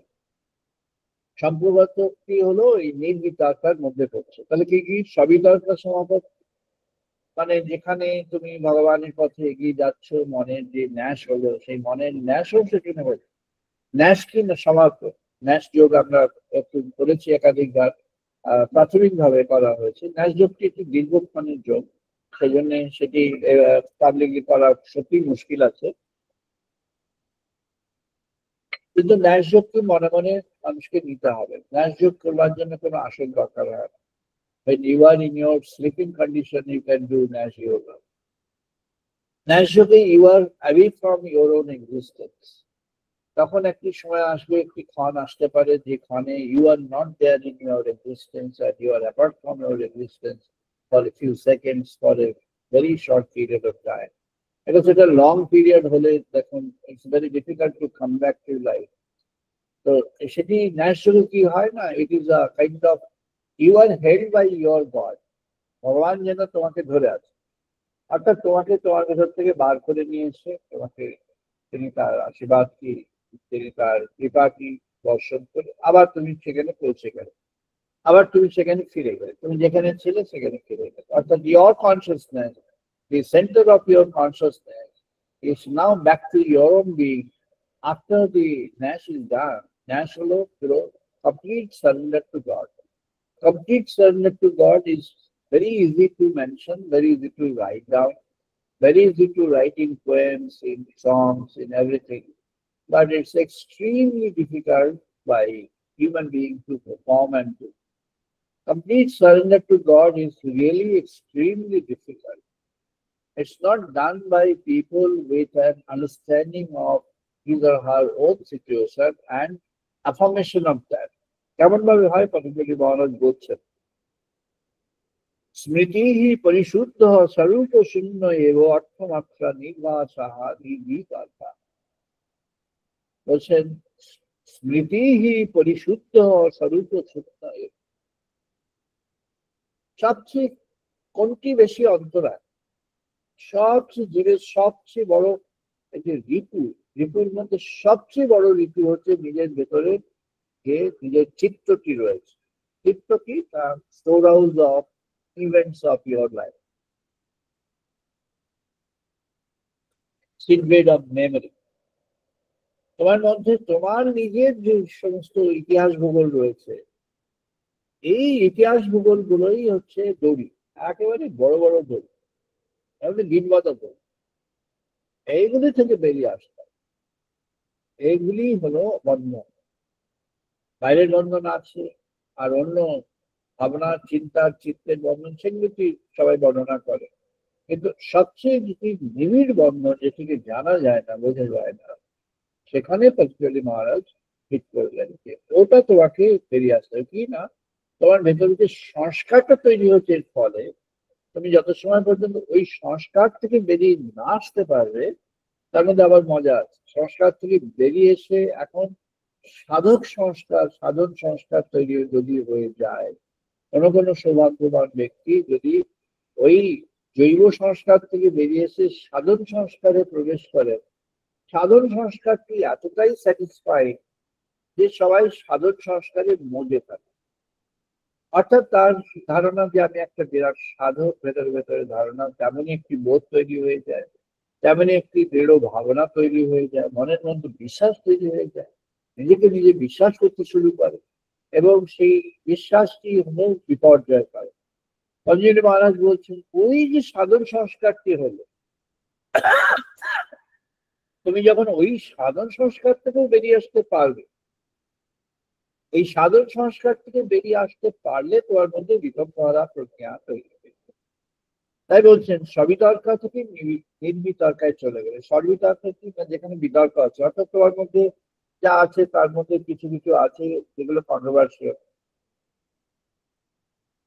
কিছু কন্ট্রোভার্সি না তুমি ভগবানের পথে যাচ্ছ, না তুমি অন্য কোনো অভিশ্বাস দিকে যাচ্ছ, এটি তখন বোঝা মুশকিল হয়ে যায় একটা সময়। তাই বললেন স্মৃতি পরিশুদ্ধ স্বরূপ শূন্যা এব অর্থ মাত্র নির্ভাষা নির্বিতর্কা। এই যে ধ্যানের সময় যখন তুমি চিন্তা করছো একটা শব্দ, ধরা যাক একটা শব্দ, একটা মন্ত্র। মন্ত্রের দুটি রূপ আছে। একটি হলো মন্ত্রের যে মন্ত্র হিসাবে তার যে অবস্থা, আরেকটি হলো মন্ত্রের ভেতরে যে মন্ত্রের যে বিষয়টি আছে সেই বিষয়ের অবস্থা। মন্ত্রের কথাগুলো হচ্ছে মন্ত্র, আর মন্ত্রের ভেতরে যে তাৎপর্যমূলক যে তত্ত্বটা আছে সেটি হলো তার মন্ত্রের অন্তর্নিহিত অবস্থা। অর্থাৎ মন্ত্রের যে জীবন, মন্ত্রের যে জীবন কণা, সেই জীবন কণাটি হলো এই মন্ত্রের তত্ত্ব। মন্ত্র যে তত্ত্বটি বলছে সেই তত্ত্ব। ভগবানের কোন একটি রূপের প্রতি ধ্যান হলো, সেই ধ্যানের মন্ত্র হলো কারণ। হয়তো গুরু দিয়েছেন বা কোনো তবে পাওয়া গেছে ধ্যানের মন্ত্র হলো, সেই ধ্যানের মন্ত্র জপ টপ সেও ওই ধ্যানের মন্ত্রেই দিতে হবে। 1000 বার জপ, 100 বার জপ, অথবা বেশি বেশি জপ, যা কিছু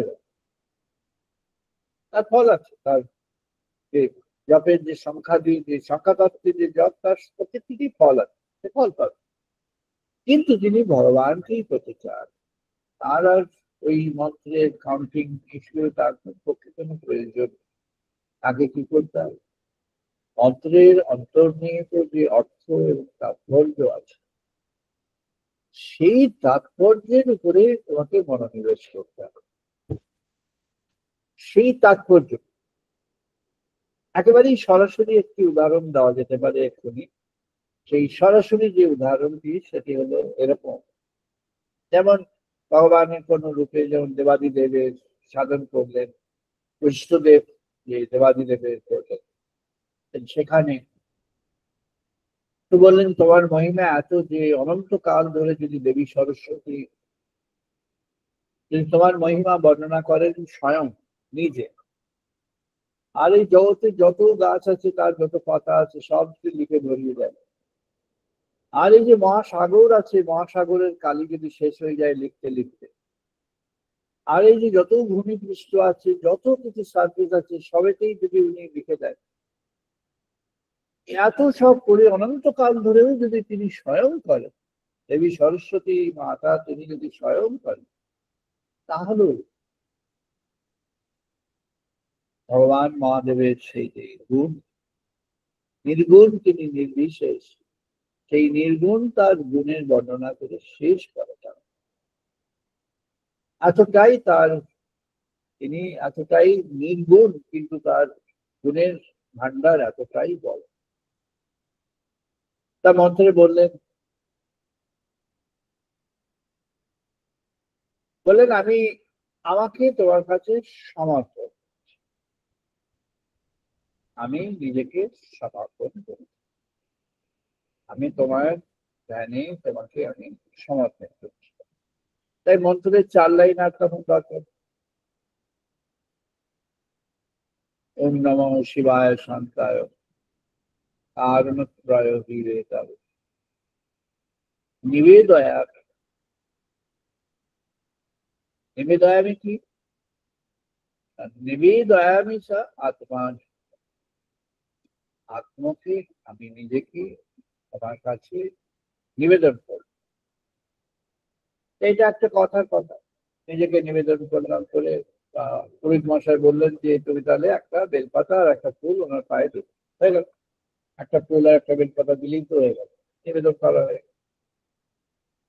এই নিবেদনটি সেই নিবেদন। তাহলে এই মন্ত্রের ধ্যান যিনি করবেন তুমি কি করবেন না, তুমি ওই আত্মনিবেদনের ধ্যান করবেন। তিনি ভগবান মহাদেব দেবাদিদেবের কাছে আত্মনিবেদনের ধ্যান। তাহলে তার মন্ত্রটি কি হয়ে গেল না, মন্ত্রটি তিনি মনের মধ্যে ওই মন্ত্রের যে সারাৎসার, এই সারাৎসারটিকে পেয়ে গেলেন। সারাৎসার পেয়ে তার কি হলো, তখন তিনি সেই সারাৎসার অনুযায়ী তিনি ধ্যানে নিমগ্ন হলেন। তাহলে এবার তিনি এই আত্মনিবেদন করলেন। নিবেদন ব্যাপারটা কি? নিবেদন ব্যাপারটা তো নিবেদন ভাষায় লিখতে গেলে বেশ কনসিক্রেট নিবেদন, নিবেদনম নিবেদন, নিবেদয়ামি সেটা তো একটা প্রতিজ্ঞা, তাও যখন হবে তখন নিবেদন হবে। নিবেদয়ামিতে শুরু হয়েছে, শেষ তো হয়নি। এই নিবেদন করছি করছি করছি, একদম 10 দিন কেটে গেল, তারপরে আবার একটুখানি হলো, আবার 1 বছর কেটে গেল, আবার একটু হলো, এইভাবে। কিন্তু নিবেদন কি প্রকৃত অর্থে কি? শঙ্করাচার্যের একটি বিশেষ এখানে অ্যাডভাইস আছে।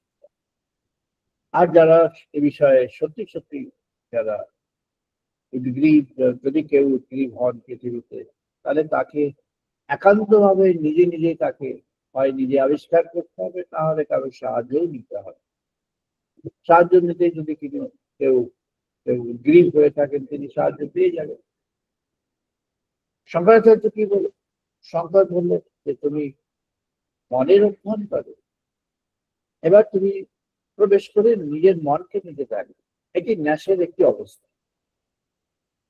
ন্যাসের প্রথম অবস্থা কি না, তুমি নিজেকে বাইরে নিয়ে গিয়ে দেখো। ন্যাসের দ্বিতীয় অবস্থা, তুমি নিজেকে নিজের মধ্যে প্রবেশ করে দেখো। নিজেকে নিজের মধ্যে প্রবেশ করে দেখো, এটিকে আমাদের ওয়েস্টার্ন ওয়ার্ল্ডে একটি সাইকোঅ্যানালিসিস আছে। সাইকোঅ্যানালিসিসে এটি এরিক এরিকসন এরা শুরু করেছিলেন। যারা সাইকোলজি স্টুডেন্ট বা টিচার আছেন তারা জানবেন। তারা শুরু করেছিলেন যে duality in non duality, duality non duality কি, যে আমি এক, কিন্তু আরেকজন যদি থাকে, ইফ আই রেকগনাইজ গড, তাহলে গড আর আমি এই দুটো হচ্ছে, তাহলে আমার দুই হয়ে গেল, ডুয়ালিটি। ভগবান আর আমি, তুমি আর আমি। আমাদের ঋষি বলে গেছেন সামবেদে, তত্ত্বমসি, তুমি যা আমি তাই। তোমার সঙ্গে আমার মিলন ঘটবে।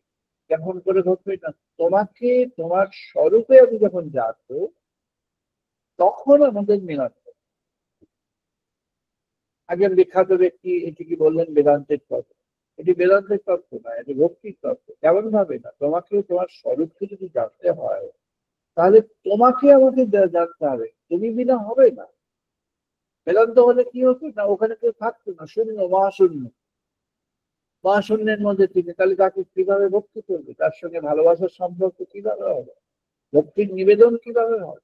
ভক্তির নিবেদন হতে হলে একটা অবয়ব হয়। শ্রীরামকৃষ্ণদেব এই জন্যই মায়ের কাছে গেলেন, কালীঘরে গেলেন। কেন না, মাকে তিনি নিবেদন করছেন। আর তিনি মাকে কিভাবে দেখছেন না, তিনি কসমিক ইউনিভার্সালিটি, তিনি সবের মধ্যে আছেন।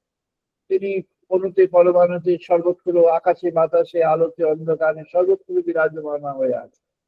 তিনি সর্বত্র আছেন, অথচ তিনি তার কাছেই যাচ্ছেন, তার মায়ের ভিতরে যাচ্ছেন। কেননা তিনি জগতের কাছে একটা নতুন ভক্তি তত্ত্ব দিলেন উপহার, যেটি আগে আমাদের যে ভক্তি তত্ত্ব প্রচলিত হয়েছিল মধ্যযুগ থেকে, সেই ভক্তি তত্ত্বে যেটি ছিল, সেখান থেকে উনি ওটাকে সরেই নিয়ে এসে মাতৃভক্তিকে প্রচলন করলেন। মাতৃভক্তি রামকৃষ্ণদেব বললেন এটি শুদ্ধ ভক্তি। সারদামায়ের কথা আছে, এটি একেবারেই পরম বিশুদ্ধ একটি ভক্তি তত্ত্ব। এই পরম বিশুদ্ধ ভক্তি তত্ত্বকে তিনি জগতের কাছে উপহার দিতে হলে তাকে মাকে সামনে রেখেই করতে হবে। তাই তাকে যারা অবলম্বন করে নানা ইনস্টিটিউশন ওয়ার্ল্ড ওয়াইড বিভিন্ন জায়গায় একটু একটু করে হয়েছে, তাদের সেই সেই প্রসেসটাই যাওয়া দরকার আছে। They have to understand that রামকৃষ্ণকে পেতে হলে, রামকৃষ্ণকে ফুটিয়ে তুলতে যদি হয়, if you abandon Ramakrishna and take the name of Ramakrishna, no problem. But if you don't want to abandon Ramakrishna really in true sense, then you have to have Kali with Ramakrishna. Kali বাদ দিয়ে রামকৃষ্ণকে করা যাবে? এটা যারা করছেন তারা ভ্রান্তির পথে নিয়ে যাচ্ছে, ভ্রান্তি শেখাচ্ছে, একটা ফ্র্যাগমেন্টেড রিয়ালিটির মধ্যে যাচ্ছেন, একটা fragmented truth. I am telling this with the confidence and with the responsibility. If anyone in the world wants to discuss, I welcome the person, whoever she or he may be. যেখানে যেটি দরকার আছে, এখানে symbol নয়, এটি স্বরূপ। ভগবানকে তার স্বরূপে তখন বুঝতে হবে। স্বরূপে কি না, তখন তন্মাত্র, তন্মাত্র কি না তৎমাত্র, তৎ কি না তিনি, তিনি কে, তিনি হলেন ভগবান স্বরূপ। But himself is there before you. যখন তুমি ধ্যানের মধ্যে আচ্ছন্ন সমাধিস্থ, প্রতিদিন মহারাজ বলছে, তুমি যখন ধ্যানের মধ্যে প্রবেশ করছো, কিভাবে তোমার মধ্যে ঋতম্বরা তৈরি হবে? ঋতম্বরা তত্র প্রজ্ঞাহ নির্বিচার বৈশারদে ইহ উন্মাত্ম প্রসাদ। অধ্যাত্ম প্রসাদ তোমার মধ্যে তখন জেগে উঠবে। কিভাবে না, তোমার মধ্যে ঋতম্বরা প্রজ্ঞা জাগ্রত হবে। ঋতম্বরা প্রজ্ঞা কি না, তুমি তখন তাকে তার মতো করে দেখছো, ভগবানকে ভগবানের মতো করে জানতে হবে, ভগবানকে ভগবানের মতো জানতে হবে। তাই তো হনুমানজি বললেন কৃষ্ণের কাছে এসে, বললেন তুমি রাম সাজো। কেন না, আমি তো রামের প্রতি আমার ভক্তি, তাই ওই রূপে আমি তোমায় দেখবো, আমি তোমায় ওই রূপে বরণ করি। তাই ওই রূপে তিনি সাজলেন, তিনি ওই রূপ ধারণ করলেন, তার আগের রূপ ধারণ করলেন। তো ওই রূপ যখন ধারণ করলেন, তখন হনুমানজি বুঝলেন যে এই তিনি সেই ওই তিনি, আর এই তিনি একই তিনি। আর যখন তিনি সেই মিলনের অবস্থা, যখন সেই বোধের অবস্থায়, তখন সে তৎ সেখানে আছেন, তার মতো করে আছেন, তার স্বরূপে আছেন। তাকে স্বরূপে থাকতে হলে তাকে একটা অবয়বে আসতে হবে। সেই অবয়বটা আলোর অবয়ব হতে পারে, সেই অবয়বটা বায়ুবীয় অবয়ব হতে পারে, সেই অবয়বটা অন্য কোনো কর্মে হতে পারে, অথবা সেই অবয়বটা একটা বাস্তব অবয়ব হতে পারে। কেন হবে না? ভগবান যদি অবতার বেশে বাস্তবে আসতেই পারে, তাহলে ভগবান তার অবতার রূপে বা তার বিশেষ রূপে তিনি মানুষের চেতনার রাজ্যে আসতেই পারে। ভগবানকে যিনি চেতনার রাজ্যে আবাহন করবেন তিনি আসবেন, তাকে চেতনার রাজ্যে ধরা দেবেন, চেতনার রাজ্যে তিনি রাখবেন। চেতনার রাজ্যে যখন পাওয়া গেল, মন যখন ওদিকে চলে গেল, মালিন্য কোথায় চলে যায়? কোথায় মালিন্য? তো কোনো প্র্যাকটিসের প্রয়োজন নেই তখন, তখন শুধুই নিবেদনের প্রয়োজন। নিবেদয়ানি চ আত্মানি, তখন নিবেদয়ানি চ আত্মানি প্রকৃত ভাবে ফুটিয়ে তুলতে হবে। পতঞ্জলি মহারাজ বললেন চিত্ত প্রসাদ লাভ করো। চিত্ত প্রসাদ কি? না চিত্তের যে আবিলতা ছিল, তোমার হয়তো অত বড় বড় কাজ হয়েছে, অত ছোট ছোট কাজ হয়েছে, অত বিশাল কিছু হয়েছে, অত তোমার মধ্যে এত ব্যথা আছে, যন্ত্রণা আছে, এত আনন্দ আছে, সব ফেলে দাও, সব সরিয়ে দাও।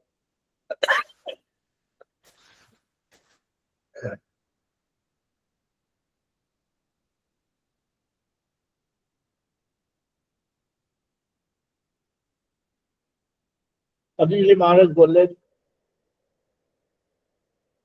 এসবের বাইরে যেতে হবে, মনটাকে দৃঢ় স্থিত করতে হবে। কিসের? না ওই পরম পদ। ওই পরম পদটি কি? না প্রজ্ঞাপদ। ঋগ্বেদে ঋষি বলেছেন পরম পদ হলো প্রজ্ঞাপদ। প্রজ্ঞাপদ এটি একটি transcendental position of god, transcendental form of god. Transcendental form কি? সেটা একটি ধরে নাও একটি আলোর শরীর, আলোর অবয়ব। ভগবান কেমন? না সে প্রিয়, সবচেয়ে প্রিয়। বাহ্য দৃষ্টিতে একরকম, আর অন্তরের দৃষ্টিতে আর একরকম।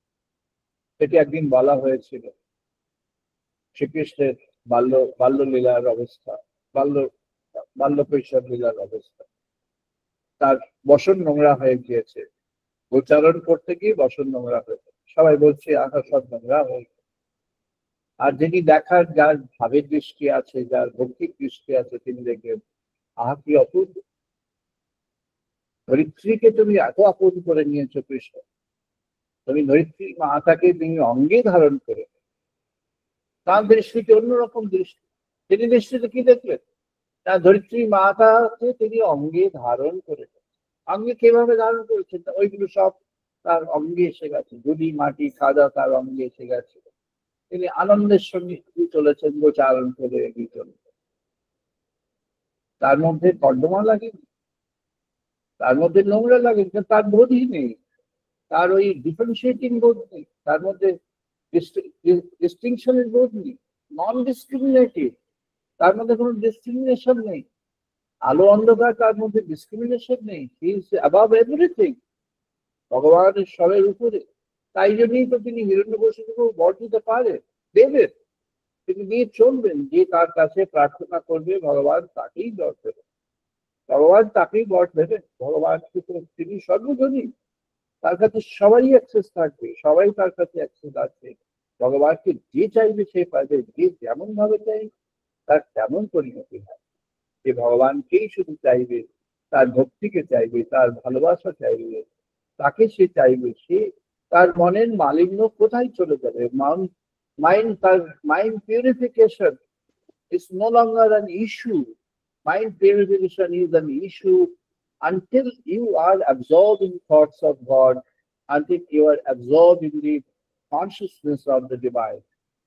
যখন ডিভাইন কনসিয়াসনেস, যখন ভগবত চেতনা জীবনের মধ্যে এসে দানা বেঁধে গেল, যখন ভগবত চেতনা জীবনের মধ্যে আশ্রয় পেয়ে গেল, যখন ভগবত চেতনাই জীবনের মূল হয়ে গেল, ভগবত চেতনাকে যখন তুমি ধ্যানে আবাহন করতে পারছো, যখন নিজে সরে গেল। তাই যিনি পতঞ্জলি বললেন যে সাধন, এই যে সাধন, সাধন অবস্থার যে তোমার সাধন লাভ, সাধকের যে সেটি যাজ্ঞবল্ক্য বলেছিল দত্ত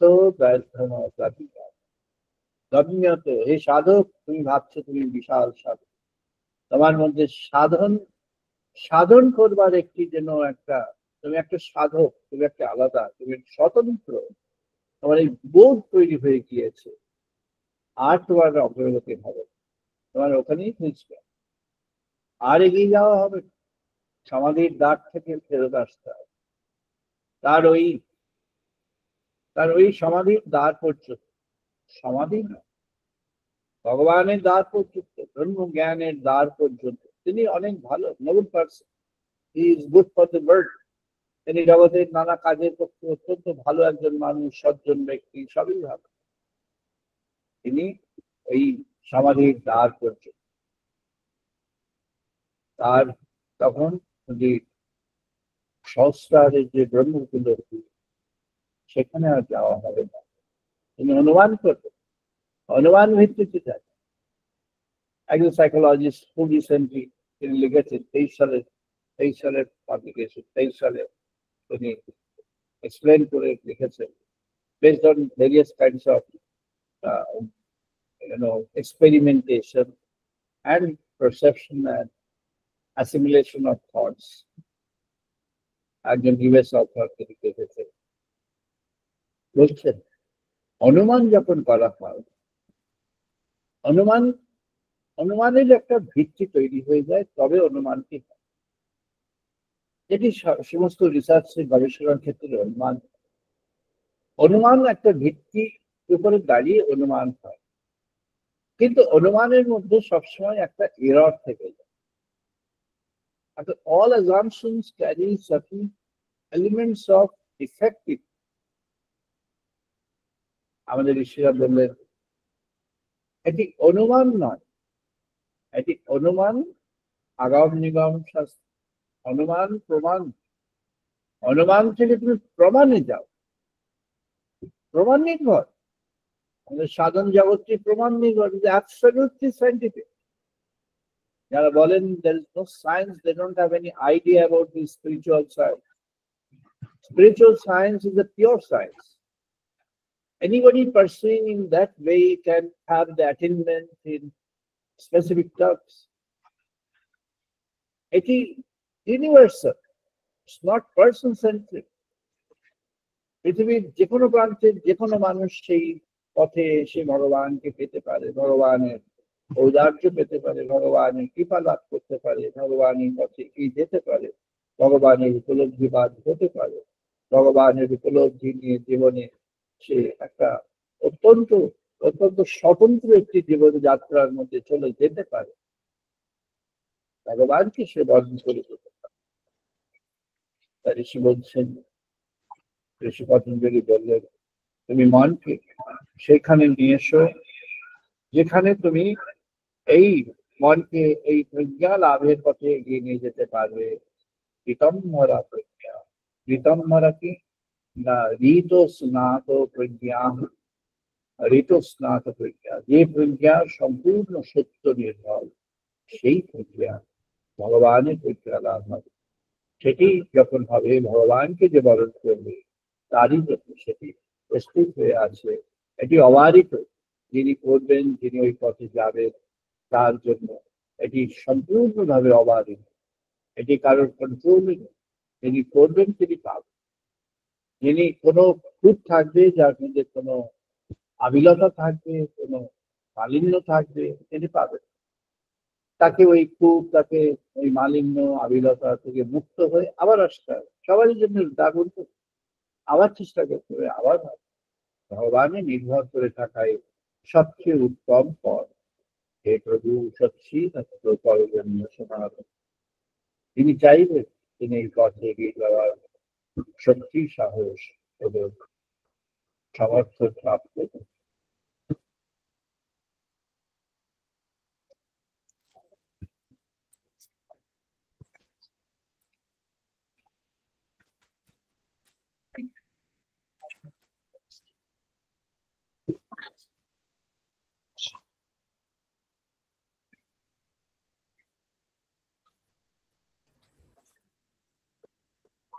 আমরা এখন বেদমন্ত্র পাঠ করবো, সবাই পার্টিসিপেট করুন।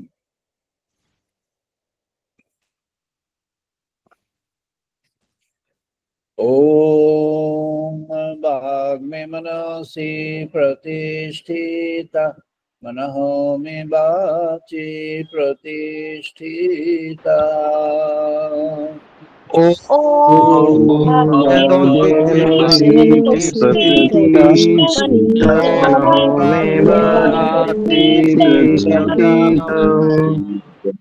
আবিহি আবিহি মে আবিহি वेदस्यामानितः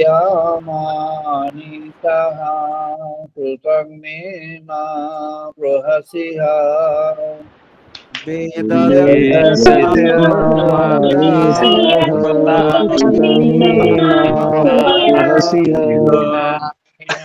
तेन अहोरात्रां सन्ददामि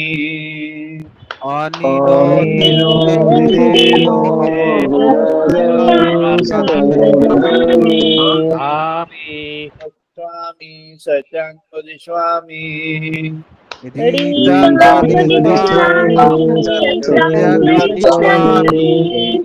मामवतु तद्वक्तारामवतु मामवतु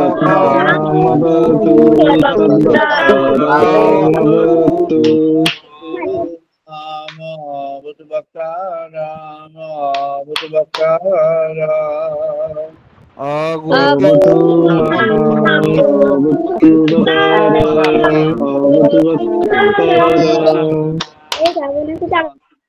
शांति शांति ओम शांति शांति शांति ओम आपयन्तु मम अंगानि प्राणचक्षुः ओम आपयन्तु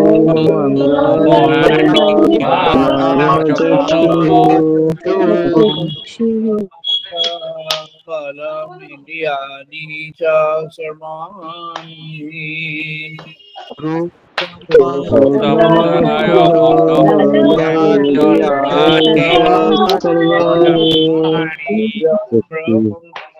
ब्रह्मोपनिषदाम्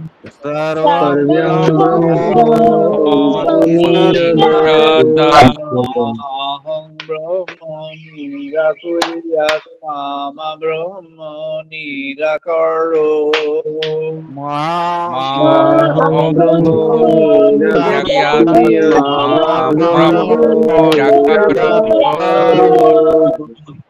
निराकर्णमस्तु निराकर्णमेऽस्तु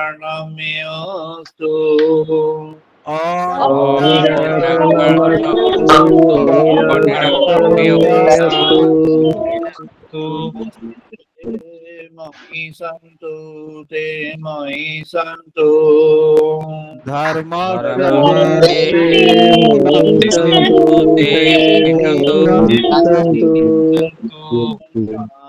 शांति शांति ओम शांति शांति शांति पूर्णमादः पूर्णमिदं पूर्णात् पूर्णमुदच्यते ओम पूर्णमद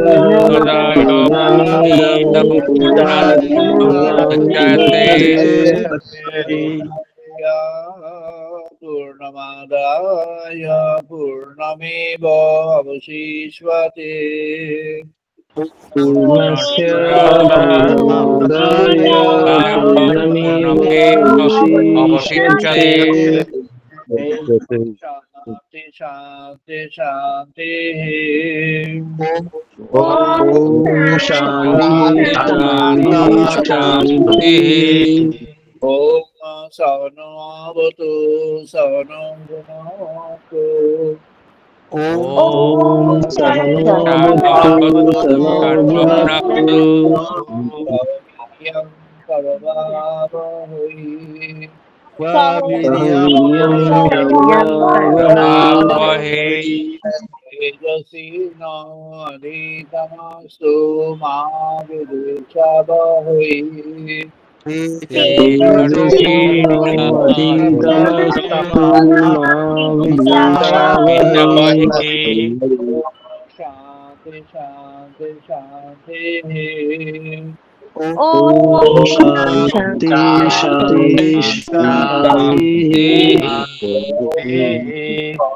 मित्रः शाङ्गरुणः शाङ्गभवति हरिः नमः ॐ शमित्र शम्भुनः शम्भवति नमः इन्द्रः बृहस्पतिः शाङ्गविष्णुरुक्रमः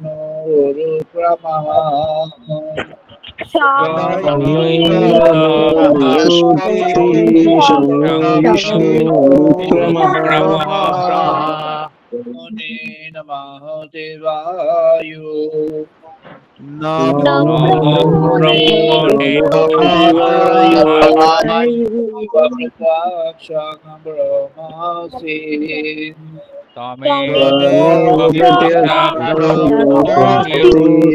स्वामेव प्रताक्षं ब्रह्मपदि स्वामी त्वमेव प्रत्यक्षं ब्रह्मोपदेशामि प्रीतं पदि स्वामी सत्यं पदि स्वामी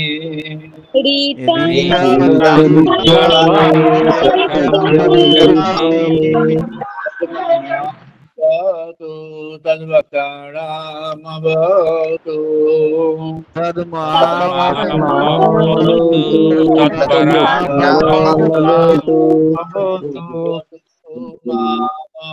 बुधवक्ताराम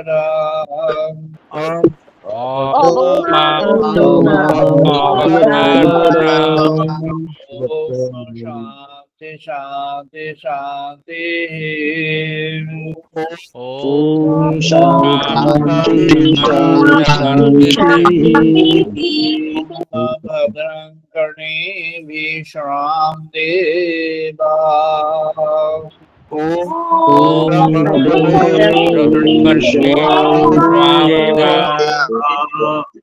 भद्रं वशेमाक्षवीययोत्रा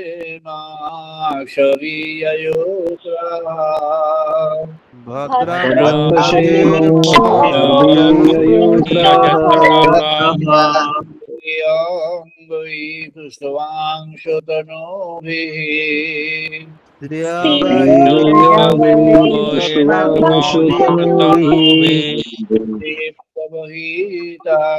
यतायु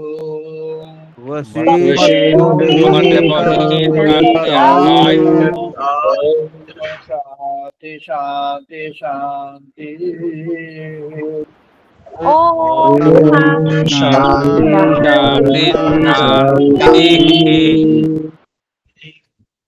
আমরা সবাই এখন 2 মিনিট ধ্যান করবো নাও 2 মিনিটস মেডিটেশন 2 মিনিট ধ্যান সবাই মিলে 2 মিনিট ধ্যান করবো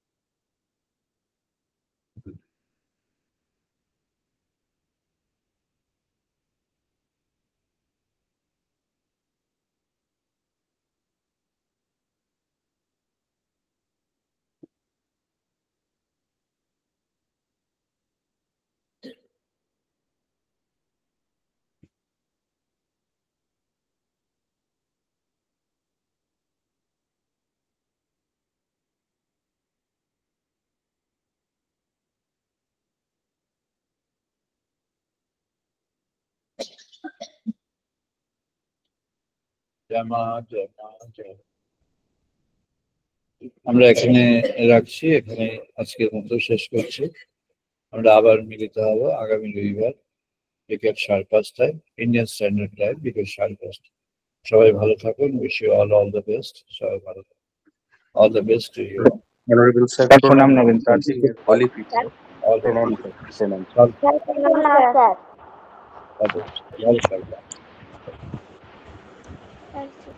সবাই কাটুক না।